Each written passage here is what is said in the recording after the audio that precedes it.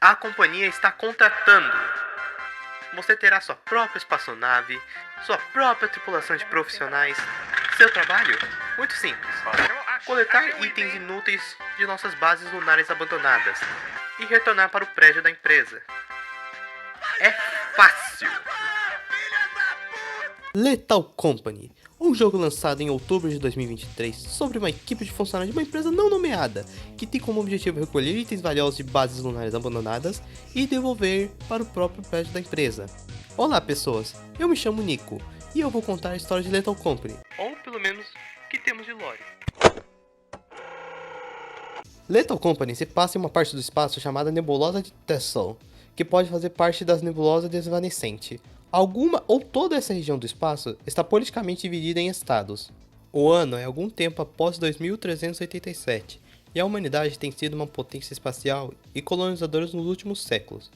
Os arquivos de criatura do bestiário sugerem que muitas espécies mundanas da Terra foram transportadas através da nebulosa pelo O Barco, e posteriormente evoluíram a taxa incomum, dando origem à criatura perigosa encontrada no jogo.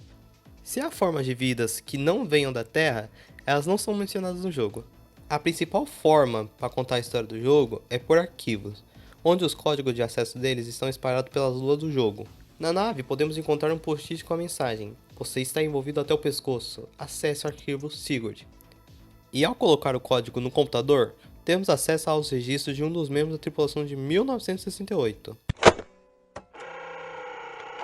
Nesse registro, Sigurd menciona que está escrevendo para manter sua sanidade, o que sugere que ele pode estar sob estresse intenso ou em uma situação difícil.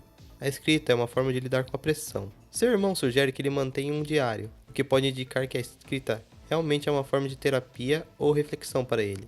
Sigurd menciona que muitas pessoas entram e saem do local onde estão, e que o trabalho é perigoso, levando à morte de muitos. Se você está lendo isso no futuro, você provavelmente é de outra tripulação. O tanto de pessoas que saem e entram aqui é enorme. Talvez deve ser porque esse trabalho é uma merda e todo mundo acaba morto. E também somos apresentados à tripulação. Desmond presume que seja o líder da tripulação de Sigurd e seu irmão. É ele quem adiciona o recurso que permite o Sigurd fazer os registros. Richard, a força bruta do grupo, será mencionado várias vezes como cheirando mal, o que pode ser apenas um ambiente de trabalho, ou uma alusão ao fato de que a empresa não limpa os trajes dos funcionários falecidos, quando os novos tomam seu lugar. Também parece ser apenas alguém que já trabalhou na empresa antes. Jess, uma colega de Sigurd, que não faz nada perceptível ainda. E o próprio Sigurd. Ele escreveu os registros encontrados como chips de dados em diferentes duas que detalham a história do jogo. Ao longo dos dias, Sigurd vai começar a se incomodar com várias coisas. O traje apertado, o cheiro forte de todos ao redor, especialmente de Richard. Que o Sigurd está quase afogando ele no lago mais próximo da nave. E ele se questiona se seu pai está orgulhoso que agora que finalmente conseguiu um emprego. Sua última observação indica que ele começou a desconfiar da companhia. Hoje encontramos algumas frigideiras e um prego grande. Não vale quase nada. Para que a empresa está usando isso? Nesse dia, é detalhado o procedimento de coleta de itens da equipe. A gente sempre tem certeza que alguém está levando uma pá para bater em qualquer coisa que se move. E a gente sempre deixa alguém olhando as câmeras para poder abrir aquelas portonas de segurança com aquelas letras e números. Perguntei para o mago Desmond como funciona. Eu acho que ele só digita o código que tem na porta. E ao vender os itens, a companhia estava cobrando apenas 70% do seu valor. E para quem jogou esse jogo, isso dá muita raiva porque faz muita diferença. No entanto, o que mais estressou Sigurd foi os barulhos vindo de trás do balcão. Eu fiquei com meus nervos à flor da pele, ouvindo a porra dos sons psicóticos atrás do balcão. Ninguém ligou? Rich menciona que ele estava passando por um vaso de coisas naquele dia, mas o seu cheiro ainda piorava cada dia mais. Falei com uma voz no walkie-talkie. Era como se fizesse parte dos gritos. Ele me disse que o planeta dourado realmente existia. Não é uma lenda. Ele me disse que não atingiu apenas um meteoro. Ele disse que o planeta foi engolido pela besta. E eles estavam em seu corpo sendo digerido. Perguntei o que é a fera. E ele disse que não sabia. Ele disse que comeu o planeta e eles esqueceram tudo. Eu não consegui fazê-lo parar de falar, mas eu disse que ele estava do outro lado de um grande muro e que poderia tirá-lo de lá. Eu disse que ele estava dentro do prédio. E foi aí que ele começou a pirar. Não consegui entender uma palavra. Acho que ele dizia algo como cuspir as cascas. Então eu desliguei. Que maluquice. Dias disse que o planeta dourado é apenas uma historinha. Eu disse, eu sei. Não sou idiota. Bem, ela disse que eu deveria desistir. E ela desiste se eu desistir. Então ela vai ficar. Sigurd, nessa expedição, ficou na nave olhando as câmeras de novo. Passando o tempo na nave, sentando, olhando para todos os monitores, Sigurd começou a pensar sobre seu emprego, que era um emprego sombrio, e direciona o texto para o jogador. Se você tá lendo isso, provavelmente chegou aqui da mesma forma do que eu. O pagamento era bom, o contrato só dura alguns meses. Eles te contrataram com aquele exame de avaliação no telefone com aquela voz esquisita. Você assina um contrato no ônibus social junto da sua tripulação. Mas o tempo todo você não fala com ninguém. O ônibus é pilotado automaticamente. E eu acho que aquela voz do telefone é falsa. Com o passar do tempo trabalhando na companhia, Sigurd começa a ser assombrado por pesadelos cada vez mais frequentes. Os sonhos são perturbadores e giram em torno dos estrondos barulhentos que parecem emanar das paredes do escritório da companhia. Eu penso que só quero voltar pra casa. Mas eu não vou rastejar até em casa, chorando e arranhando na frente da porta do meu pai. Aquele não é seu filho. Aquele não é o Sigurd. A tripulação acordou cedo para ir no prédio da companhia, pois tinha que vender os objetos, que Desmond estava falando que estavam pagando 120% pelo qual era muito raro e eles não poderiam perder. Além disso, Sigurd não consegue ignorar o cheiro desagradável que emana do Richard. E para piorar, ele está dormindo pouco devido aos sons perturbadores que vêm atrás da parede da companhia. Eu consigo por muito pouco dormir. Eu ouço o pior som atrás da parede da companhia. Parece como cabeças vermelhas chorando, agitadas, presas por concreto. Parece o pilão onde minha mãe esmagava as sementes e as pimentas dela. Eu ainda ouço isso. Isso é um pesadelo. Mas ninguém ouve isso. Eles não sabem o que fazer. Jess pensa que eu estou com saudade de casa. Não, não, não. Eu estou com saudade de não usar essa roupa barata. Algo trágico aconteceu nesse dia. A equipe perdeu um dos tripulantes. O Richard foi deixado para trás em uma das duas. E o Sigurd começa a se alimentar. A gente só deixou ele para checar só mais uma sala. E aí o dia 1 já estaria pronto. Eu não consegui deixar a porta aberta. E eu fui lá olhar e o Richard já não estava mais lá. Foi aquela bosta daquele homem planta que anda de duas pernas. Ele quebrou o pescoço dele. Eu ouvi o crack, mas ele não estava mais lá. Eu queria achar ele mesmo se estivesse morto, mas eles eram todos covardes. Nesse ponto, a gente percebe que o Sigurd, mesmo odiando o Richard, sabia que ele não merecia esse destino. E a sua raiva consumia cada vez mais. As caras deles estavam pálidas como idiotas. Não tinha nada se mexendo nas suas cabeças idiotas. Eles só pensavam em sair. Eles iam me deixar também. Nós odiávamos o Richard, mas a gente não queria isso. Isso não vale a pena. Só não vale a pena. A gente pegou um par de tesouras, uma caixa cheia de adesivo e uns carros para vender por nada. Isso não vale nada. O que a companhia quer fazer com isso? A companhia... Após uma semana de todo o ocorrido, Sigurd decide ligar para a companhia para relatar o ocorrido. Ele achou estranho ser o único a fazer a ligação. Observando que os outros estavam tão assustados que não conseguiam reportar o acidente. Quando ligou, encontrou a mesma voz falsa que tinha escutado lá na sua entrevista de emprego e nos vídeos de treinamento. No entanto, eles haviam escutado o que ele tinha dito. Era a mesma voz falsa que eu lembro da entrevista no telefone em casa e aqueles vídeos idiotas de treinamento. Mas ouviram o que eu disse, eu acho. Porque eles disseram que iriam contatar a família e encontrar uma substituição nova. Algo mais. Ela falou muito rápido.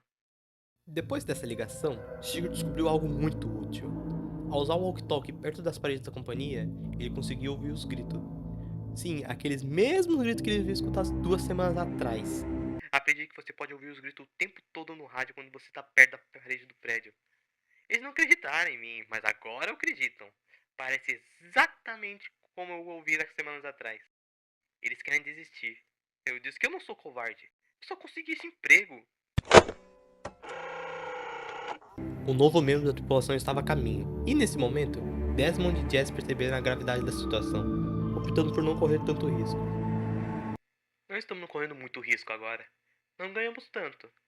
Mas parece muito mais seguro. Eu tenho dormido melhor. Mas ainda é um saco. Eu ainda consigo sentir o cheiro horrível do Rich. Juro por Deus, ele cheirava tão mal.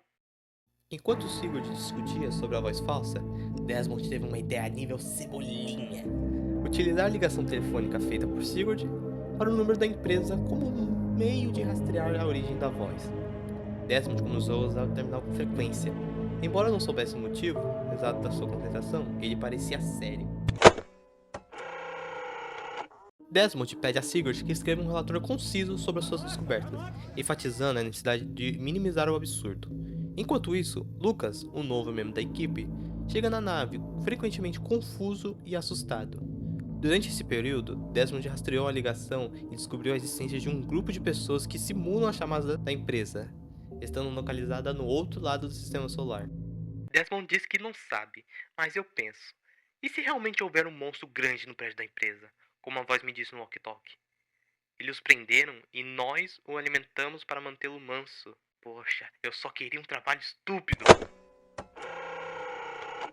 Sigurd ainda é assombrado por pesadelos horríveis envolvendo o prédio da companhia, onde a criatura consegue escapar das paredes de concreto da construção. Eu continuo tendo sonhos ruins sobre o prédio da companhia, onde a besta escapa daquela parede de concreto gigante.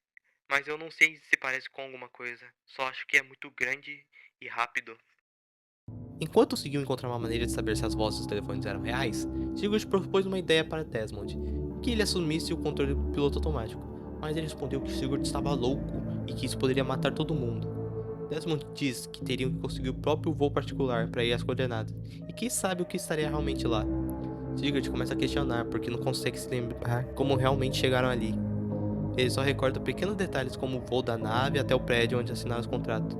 Contudo, não lembra de ter entrado na nave, muito menos de despedir de seu pai. Os suprimentos de petisco e pacotes de limonadas acabaram novamente. A tripulação observa que Sigurd ficou pálido como se estivesse morto. Então ele voltou a assumir o papel de sempre, o cara do TI. Eles estão começando a achar que o Sigurd está amolecido. Também somos mostradas as consequências de falta de sono e do medo de Sigurd, que está começando a até ter alucinações. Eu poderia passear à noite como se fosse meu quintal. Só que eu vi o Rich em uma colina. Estava do outro lado do rio. Mas isso foi há 3 dias. Não estou com medo. É só que está ficando frio lá fora. Sinto falta do meu pai. Espero que ele não esteja ficando em Titã. As pessoas estão dizendo que não vai parecer o mesmo daqui a 2 anos. Jess nos diz que estão prestes a entrar em guerra. E todos estão apenas esperando por isso. O prédio da empresa, no momento, treme como se fosse um forno barulhento dentro. Os tripulantes mal conseguem dormir para atender a cota, e fica cada vez pior. Deus, sinto como se eu estivesse sendo espremido por uma agulha. Queria poder voltar atrás. Era muito melhor trabalhar com meu pai. Mesmo quando não tinha nada, apenas uma mesada diária. Eu gostava quando ele nos levava para fora da cidade para ver a cachoeira, e subíamos aquelas escadas de madeiras antigas. Ai, eu só queria um emprego de verdade. Desmond, 15 de outubro de 1968. Estou criptografando esse registro para mantê-lo oculto, pois temo que o sistema será apagado se forem encontrados. É tudo uma fachada. Devemos pensar que é apenas uma transação, mas nosso verdadeiro trabalho é alimentar um terror incrível. Quanto tempo até a sua plenitude termine e sua forma se torne saciável? Deus sabe. Talvez tenha a ver com todas as ruas desoladas. Quem quer que leia isso, lamento sobrecarregá-lo com isso. E por acaso que não se vemos mais, bom dia, boa tarde e boa noite. Pois o que mais há para nós fazer? Bom, no momento que eu estou gravando esse vídeo, Lethal Company ainda está em acesso antecipado, e a história que eu apresentei é tudo o que temos até agora. Possivelmente no futuro haverá uma atualização que terá mais informações. Aí sim eu estarei pronto para fazer a segunda versão. Espero que tenham gostado do vídeo. Se sim, deixe um like e comente ideias para futuros vídeos. Tchau, tchau! Ah, uma dica. Na próxima vez que for jogar Lethal Company, bata sua cota. Porque você sabe, no espaço, ninguém vai te ouvir gritar.